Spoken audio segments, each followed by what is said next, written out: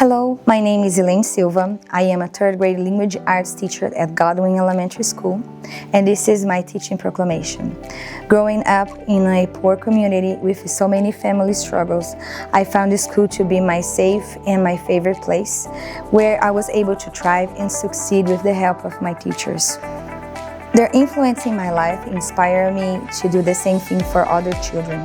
I never imagined that I would love to be in the classroom as much as I do, and I am committed to nurture an environment where students can feel safe, supported, and empower them to grow.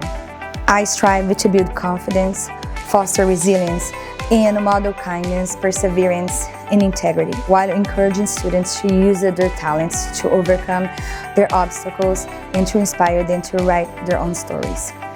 My mission is to inspire longer life learners who excel academically, develop a strong character, and leave a positive mark on their communities.